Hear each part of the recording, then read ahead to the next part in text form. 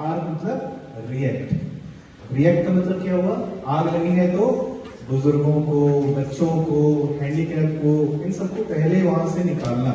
जहां आग लगी है वहां से पहले निकालना, ये हो गया आपका रिएक्शन। ठीक है।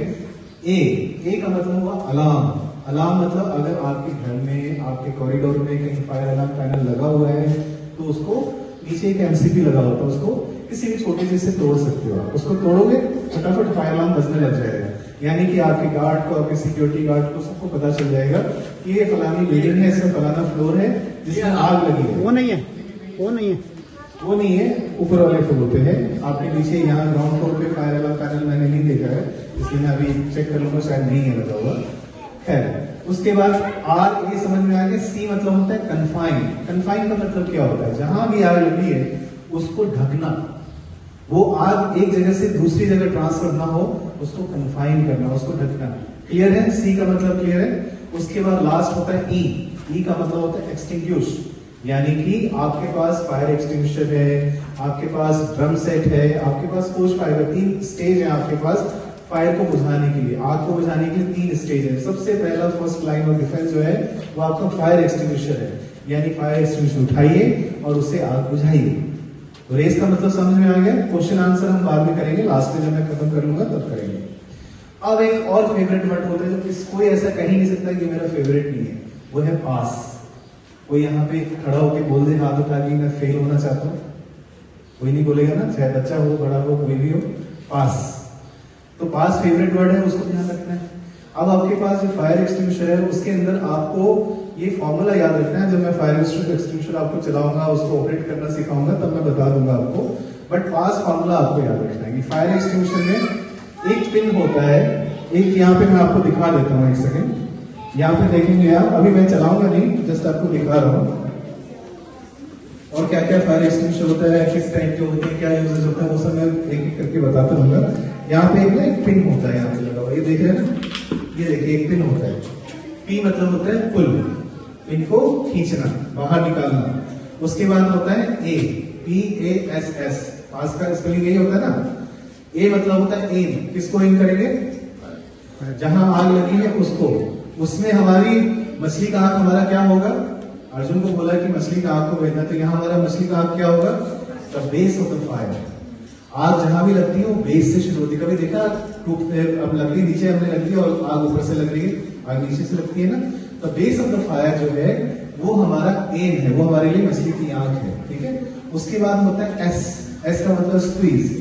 यहाँ पे एक प्रेशर बॉल रही है, देखेंगे आप, इसको दबाएंगे आप तो ये स्टार्ट हो जाएगा, तो ये स्क्वीज।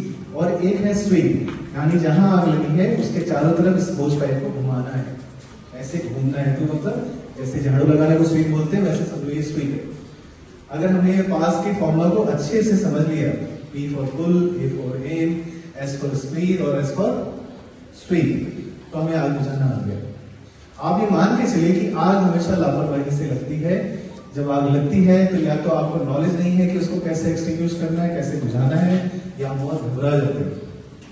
लेकिन एक बात तो तय है कि अगर मेरा कोई एग्जाम है और मैंने अच्छे से तैयारी कर रखी है, तो मेरे एग्जाम में जो पेपर आएगा मैं उसमें घबराऊंगा नहीं, क्योंकि मुझे तो मालूम है इसका आंसर, है ना।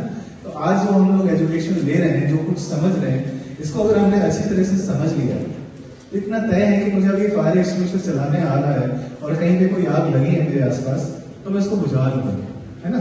तो घबराने की बात खत्म हो गई, एजुकेशन मिल गया हमें। तो आप ये मान के चलो इवेपोरेट हो जाता है, खत्म हो जाता है, इसकी कोई रेसिड्यू नहीं रहती है। इसमें ड्राई पाउडर होता है, ड्राई पाउडर होता है, तो वो वायरिंग को खराब कर सकता है। इसके रेसिड्यू नहीं हटते, उसको हटाना पड़ता है आग बुझने के बाद। तो रेसिड्यू की वजह से हमने एक सिलेंडर CO2 रखा है कि किसी भी तरह से कोई गैस की आग लगी हो, कोई इलेक्ट्रिक फायर हो, उसके लिए ये ज्यादा अच्छा है। ये ज्यादातर आपको मिलेगा इलेक्ट्रिक पैनल के पास, जनरेटर सेट के पास, जहां भी बिजली का हो, सर्वर रूम में मिलेगा आपको, कंप्यूटर रूम में मिलेगा आपको। तो ये इलेक्ट्रिक फायर के लिए बहुत ही कामयाब है। रेसिड्यू इसमें चूंकि रहता नहीं है, इसलिए हम इस सिलेंडर को जरूर रखते हैं। ठीक है। थोड़ा सा और जानकारी देता हूँ, कुछ बच्चे भी हैं यहाँ पे, तो इनको जानना जरूरी है, हम लोगों को भी जानना जरूरी है कि इसके अंदर एक केमिकल होता है। CO2 गैस तो हमने समझ लिया कि इसके अंदर केमिकल क्या होगा, कार्बन डाइऑक्साइड गैस है। ठीक है। इसके अंदर केमिकल क्या होता है, इसमें दो तरह के कंपोजिशन होते हैं। ये ड्राई पाउडर होता है, अभी चलाएंगे तो आप लोगों को दिखेगा। इसमें दो तरह का केमिकल पाउडर होता है, एक को बोलते हैं mono ammonium phosphate. Mono ammonium phosphate जो है वो ऑक्सीजन का दुश्मन होता है। अगर मोनो अमोनियम फॉस्फेट आपने फेंक दिया जहां आग लगी, वो 1 सेकंड के अंदर आपको बुझा देगा। दूसरा होता है इसके अंदर अमोनियम फॉस्फेट, जो कि कंपाउंड है, उससे थोड़ा वीक होता है। जितना ज्यादा मोनोअमोनियम फॉस्फेट होगा, सिलेंडर की कॉस्ट उतनी ज्यादा होगी। जितना मोनोअमोनियम फॉस्फेट के प्रोपोर्शन कम होगा, सिलेंडर की कॉस्ट उतनी कम होगी, बिकॉज मोनोअमोनियम फॉस्फेट एक्सपेंसिव होता है कंपेयर टू अमोनियम फॉस्फेट। तो ये तो हो गया गैस की बात, ये इसके अंदर क्या है। उसके अलावा इसके अंदर एक और चीज होती है, नाइट्रोजन गैस। वो पाउडर को कैरी करने के लिए होता है। जहां आग लगी है, आप आराम से 4-5 फीट की दूरी से उस आग को बुझा सकते हैं। अगर हम आग के पास जाएंगे तो क्या होगा, हो सकता है कि हमें सफोकेशन हो जाए, हो सकता है कि उस आग से हमें कोई प्रॉब्लम हो जाए। तो इसके अंदर नाइट्रोजन गैस डाला हुआ है कि वो टारगेट तक पाउडर को कैरी करता है। नाइट्रोजन आग नहीं बुझाता, सिर्फ वो एक कैरियर है, ठीक है। जब भी आप आग बुझाते हैं तो ये ध्यान रखिएगा कि जहां आग लगी है उससे 3-4-5 फीट की दूरी से घुटने को थोड़ा सा मोड़ दें आग बुझाते हो, है ना। मोड़ना क्यों है, क्योंकि जो इसके अंदर गैस होता है फायर का, वो आपको ऑब्वियस सी बात है, कैसा लाइटर देन एयर होता है ना। गैस जो होता है वो हल्का होता है ऐसे, तो उससे क्या होता है, गैस ऊपर क्यों आएगी, आप ऊपर खड़े हो तो आपके नाक के थ्रू होके आपके लंग्स को चोक कर सकता है, आपको हार्म कर सकता है, राइट। उसके अलावा सर ने जैसे बताया, मैं एक बार और रिपीट कर देता हूं कि जैसे मान लो किसी कमरे में आग लगी है, धुआं बहुत ज्यादा हो गया है, तो वहां से बाहर निकलने के लिए सबसे पहले तो जैसे मान लो कोई स्कूल है, कॉलेज है, ऐसी या हमारा घर है, हमारा एग्जिट पॉइंट बिल्कुल क्लियर होना चाहिए। सिर्फ कमरे का नहीं, हमारी सीढ़ियों का भी, क्योंकि जब भी आग लगेगी हम लिफ्ट यूज नहीं करेंगे। हो सकता है कि बीच में लिफ्ट बंद हो जाए, इलेक्ट्रिक शॉर्ट सर्किट हो जाए, आप किस वजह से लगी है तो हमें मालूम नहीं है। तो अगर